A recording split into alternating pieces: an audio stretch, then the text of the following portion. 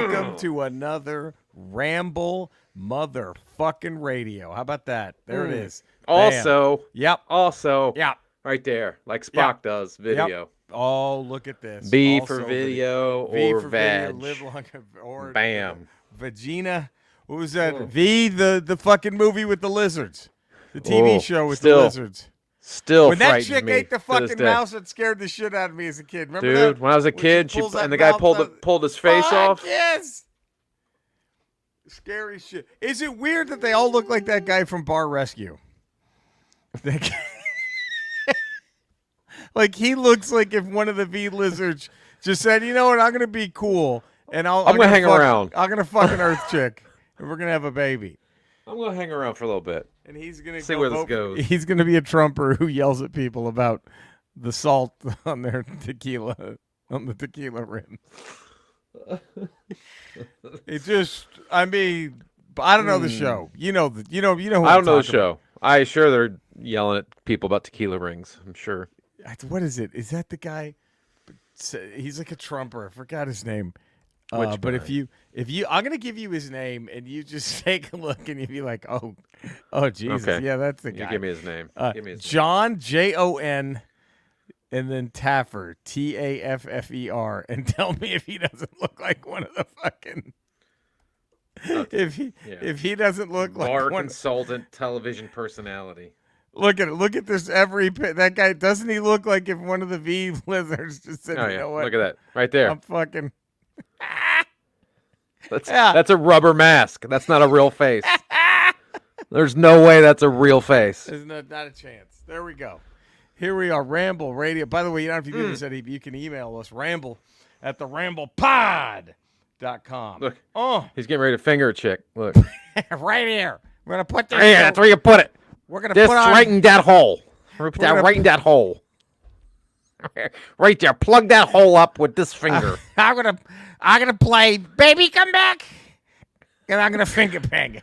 And I'm gonna finger bang the shit out of you. Does he look like the kind of guy who announces what song he's gonna play and what he's gonna do to you while that song is playing? Like, I'm gonna get "Baby Come Back," and I'm gonna put this finger in your coach until you come. All right. Okay, you hear me? Still in his suit. He's still got his full suit on. You hear me? There's just no sensuality at all. It's just like, listen up. Look, I'm gonna put this finger, and then if it's going well, look at this. Look at this. Boom. you'll Ow! get that. You get two. You get two of them. You mind your P's and Q's, you're getting the shocker. You mind your P's and Q's. Is that already our title? You mind your P's and Q's, you're getting the shocker. I mean, I don't see how it's not. Eddie, I don't... And if things go well, hooka! Look at that. Right there. All fish. Right there, the whole thing. Being fingered by a mobster. That's what it's like. That's how life goes there. Whew, boy, Eddie. Yeah. Look, there are plenty of reasons, and I don't want to dogpile. Let me start there. Don't dogpile. Because, and you and I are responsible, not you and I personally, but our fandom is personally responsible for so much of the heartache of the team I'm about to talk about. But look, I think now might be the best time to be thankful you're not a fan of the Buffalo Bills. I think now. Because at least they went to 4 in a row. At least that you have that comeback against the Oilers. That was, I mean, one of the greatest comebacks in playoff history of all time. The only thing that beat it was the comeback. Super Bowl. The only thing that beat it was the Brady Super Bowl with Atlanta, I think. But yeah, I mean it's 1A and 1B. But I think what gives Buffalo the edge is they were on the road for that game, weren't they? Or were they at home? No, they were at home. Oh, they were at never home. mind. So yeah, that's The only thing I think that makes the Brady Atlanta one better is because it was the Super Bowl. it was for everything. It was the Super Bowl. But you have that, and then now I think, is this the best time to be thankful? If you want to look back at the Buffalo Bills and say, Today's the day I'm happy I'm not a Bills fan. Is that the because holy shit, Sean McDermott, their head coach in a team meeting, using September 11th to illustrate his point about team communication. And not even like America coming together and You coming would together think to first you think that's what it would be. Like, hey, after 9/11, the country came together. We saw past our differences and united different we people all took to coming together. one goal. You think they would have said at least those first responders? They hopped in that. They believed in Nope. each other. That's not the side he took. That's not the side he took. He took a different side. This motherfucker. So was he watching 9/11 go down? Going, boy, that's just tremendous teamwork. Look at that. All that. Everybody on the same That's page. what they're all on the Every same single one of them. All 19 of those guys on the They're same just on page. the same page. Believe it. How do we get- Unbelievable. How do we get 19 guys Here. on the same page like that? Get in here, guys. Look at this. And he's Look, like come on. rewinding. Like he's Boom. doing the You clicker. see it go in? Boom. Right there. Boom. That's communication. Boom. That's commitment. That's communication. Jeffrey Dahmer knew he had to make sacrifices. If he was going to fucking kill and eat as many queer fellas as he could get his hands on. And guess what, guys? He fucked and killed and ate a bunch because he made Right. the sacrifices needed to eat. He didn't get halfway into fucking one of them and go, you know what? I don't know if I'm going to eat this I'm guy. going to quit. No. He's like, yeah, I started fucking him. I'm going to eat him. You know, guys, most people go to Vegas to bullshit and lose money. Not Stephen Paddock. That guy went with a vision. He checked into that hotel, stayed there for 2 weeks with those automatic rifles. Like, what the fuck? He took the side of the terrorists to say how great they communicated and all worked together How to fucking commit 9/11. It's just all the proof you needed that football coaches are the dumbest fucking people maybe in sports. Dude, and it's my favorite sport, hands Same. down. I love God football. damn it, My why do- favorite sport. But football coaches might be the dumbest fucking And I people. think Sean McDermott probably lands on the smarter end of the spectrum of most football coaches. on the bell curve, he's up there in the middle of He's that up- bell curve. He's up above the bell curve. And he's, oh, God. Ooh. And it's because we were talking about this before we started recording that I think Yeah, football our coaches pre-show is- meeting in in Beverly order, Hills. yeah, at the Beverly Hills. In then- order to get to the pinnacle, then be a head coach in football. There's only 32 of them, right? Yes. It's not a lot of people get that job. Yep. 32 head coaches. In order to get that job, you've had to be in football your whole life, from being a player The day to one. like an assistant coach to a coordinator to a head. You're in that world. You're not outside. You're not in business. You're not in entertainment. You're not exploring the world. Right. You're just in Right. football from the minute you get out of high That's school it. forever. That's it. That's So it. the only knowledge that's passed down to you is from other ignorant, stupid people, going all the way back and probably to like the early 1900s. Like, Right? his His football coach, who was probably his coach in the 80s, Yeah. was coached by a guy from the 70s, who was coached by the 50s, and they just kept passing the same ignorant, boy, stupid did they bullshit. have some rough opinions on civil rights. What's funny is I just remembered this. My old literature teacher in high school. I would say English teacher, but when I say my old English teacher, you think I'm saying O-L-D-E. You're like, oh, hello, old chap, Right, Bill. right. Yeah. You think I'm spelling This old, is from O-L-D-E, so-and-so. right? Like ye old, like the old English, Evil this whole here. Well, I remember he hit me up. We were laughing because one of his former students became a football coach, I think in high school. And he called him and he was like, hey, man, I need you to tell me again the myth of the Phoenix. Like, what was he needing? What pep talk was he needing to use the myth of the Phoenix? You guys are so shitty right now.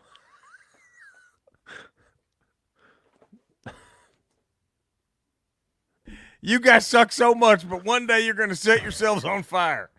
And you're going to be And it's not going to kill you. It's going to make you turn into something better. Like marshmallows. You guys are like marshmallows right now, which are good, but they're not as great as toasted marshmallows. We's leaving one tank of propane for each of you here. Okay? And when I walk out that locker room, I want to see this thing go up in flames. Did the English teacher have to go, look, guys, you're not really they don't really set themselves on fire. It's a metaphor. You're I not hope he really did. doing that. I hope he did. Or else He's like, I want you guys to look in your lockers. There is a match and some gasoline and in you're everyone's gonna pour locker. this on each other, and you're lighting this. You say, and when I walk out this locker room, I want to see them orange flames spitting out them windows. And you guys will all become the Phoenixes. And then we're finally gonna beat Alexander High over there. They had our number 8 years in a row. We finally gonna beat them. Okay. Tragedy struck East Lansing High today. The entire football team lit themselves on fire. You know, probably was a mistake, I guess, to that'd be the Tell them to light Maybe themselves I on fire. Went a little too far with the myth of the Phoenix. I didn't know that was whatchamafore, meta whore. I didn't know it was one of them queer things. I didn't know it was one of them things that said something that didn't mean it was something. Oh fuck! You know, I forgot to tell you too, man. Andrea, she had a work event today, like a holiday Zoom fandango. Does that make sense? A holiday Zoom party. Yeah, right. And right. they're making drinks for this thing. Okay. And it's non-alcoholic. And she was like, I need you to get me some ingredients when you're out today. I was like, yeah, sure. What do you need? Need limes? Okay. Sparkling water. And she said, elderberry syrup. You have to go to Mordor to get that? I was Where do you like, get an elderberry syrup? Yeah, it's like If I a can go weird. to Shire. Yeah. Do you mind trekking over to Middle Earth and getting me some Elderberries. Here, it's a fucking. I think it's over in Hobbiton. You just rub this thing on your dick for 5 minutes, and then some wood elves will show up and give you some elderberry syrup. There's a John's in Hobbiton you can go to. And then elderberry syrup, and I went, and it's in the cough syrup aisle.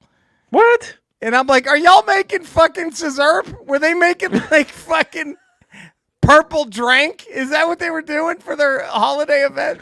I think that was the workaround. Instead of doing alcohol, they did scissorp. Like, look. That was the workaround.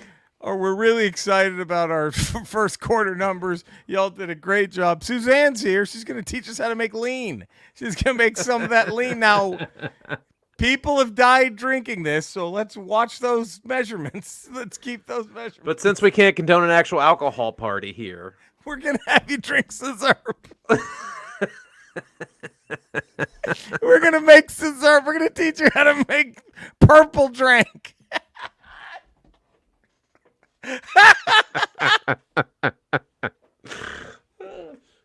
Tragedy struck when 28 workers on a Zoom. When 28 people overdosed on purple drink. Purple drink, otherwise known as lean, sometimes scissorp. At the alcohol-free Christmas Zoom party. Yeah. Oh, Jesus Christ. Well, this has been a fun one. It has been. Been a good time. Been a real good time. I don't know if you know this, but we have what they call in the business, Eddie, contractual obligations. Oh, can I say one thing before? Please. Before we go into this. Did you see Ryan Reynolds' post? Whatever keeps him away the longest. Did you see Ryan Reynolds' post? He was like telling fans to quit posting shit, right? Yeah. Yeah. About Deadpool 3. He says How he are writes. they He writes. getting it? Why is he telling fans? Shouldn't he be telling all the people working on the movie, "Hey guys, quit sending this to fans"? This is the letter he put out. Surprise is a part of the magic of theatrical movies. It's important for us to shoot the new Deadpool film in a real, natural environment using practical effects as opposed to making the movie indoors and digitally. Telephoto lenses continue to spoil surprises and create difficult situations. So it's fans find out where they're shooting, sneaking in and getting telephoto lens and shooting. Yeah. So here's hoping some of the websites and social channels hold back showing images before they're ready. This film is built for audience joy, and our highest hope is to preserve as much of that magic as possible for the finished film. Part of the reason people post spoilers is because they're excited. I realize these aren't real-world issues, and it's firmly in the good problems bucket. I love making this movie. Wow. This movie, I mean, the spoilers that I have seen. I haven't seen any. I've avoided. The only thing I've seen is just him and Wolverine walking together. Yeah. I mean, I've heard some casting stuff, and I've seen a couple other things reported, but I'm trying to put blinders on, not because this movie, I think, is going to bring in so many different characters from so many different film It's franchises. gonna go. Yes. Yeah. Like I don't want to. That's why I just want to not even have any shit. And I know it's gonna be impossible in these days of leaks to try to avoid it. Yeah, but this film, I think, is literally going to be the biggest Marvel movie. It's going to be up there with Endgame, I think. That's how big the anticipation for this movie. Who has ever gotten their dick sucked by posting a leak? Nobody. So Nobody. Can we stop this? So don't. Can you stop? Jesus, you know, if Christ. you get no it, one's you look bought at a it, house because they leaked. You jack off to it, right? Yes. You enjoy it, you jack off, but don't ruin it for everybody. Don't ruin else. it for everyone else. Jesus Christ, because everyone has to have a yo, bro. It's gonna get me lit. I'm gonna have so many followers now, bro. So they're gonna follow me and tag me on this shit. Like when we saw Beast in Marvels, that was I wasn't like that was fucking beautiful. I'm kind of happy that Marvels regrettably wasn't a giant financial hit because that would have been ruined had it been. Yeah. Had it had like a massive opening, that might have been ruined before we even got there. And I was completely blown away, but like that one, like fucking my jaw hit the floor when I saw that. Same. And that's what I want out of Deadpool. I want that every 5 minutes in Deadpool. And I think that's what's going to happen. So we have to just. And this is okay. Well, this is weird, but you think he's. Do you see? He's just like hopping up and down. Like, oh yeah. Eddie, there's no need to ask me a question, okay? I think I know where you're going with this, and I just wanted to say that when we're making films in Eternia, to avoid any kind of spoilers or anything like that, we make sure that we do shoot the film in a natural environment. There's no CGI, none of that bullshit, everything's real, but we shoot it in the one place that no Snoopy photographer can find the way around, and that's He-Man's mother's pussy! Oh, I couldn't wait. I bet you fell for that one, didn't you? See, because what I'm trying to say is, yes, they can find where it is, but good luck finding your way around it. It's a big pussy. Wow. Was that close to what you were going to ask me? No, but I don't even want to go down it. Why bother? Why bother at this point? Jesus Christ. How about this? Cinesnob Cody. Follow Cinesnob Cody for all your queefing needs. Okay, there we go. There we go. It's okay. Well, we know why Cody wasn't here tonight. We know why Cody didn't make it. Jesus Christ. Jesus. Anytime you want to queef. Okay. Either listen to the Cinesnob podcast or find me. I'll make you queef. Oh, yeah. Eddie? Ralph Report on patreon.com 5 days a week. Yep. Ramble Radio Tuesdays, Fridays, Ramble Proper on Wednesdays. And you can find me at the same Ramble locations. You can find Cody and Eddie. Also, I'm streaming Kick and Twitch at Retro Rocha and just my name on YouTube. So find us, love us, please. Have the greatest fucking weekend on this Ramble Radio that is now not only eclipsed the Ramble, Eddie, but it's just never looking back. Never looking back. Never looking back. Wow. Crazy. But unless Ramble Radio tears an ACL or rips has a torn groin or something like that. It's gonna have to have some kind of brutal injury. Catastrophic Achilles tear or something. Never come back from, maybe. It's going to sideline it for about 8 months. Yeah. Maybe. But until that day, have the best weekend. We will see you next week for another Ramble Radio, another Ramble, and another Ramble Radio after that. Woo! We love you all. Stay safe out there. Take care.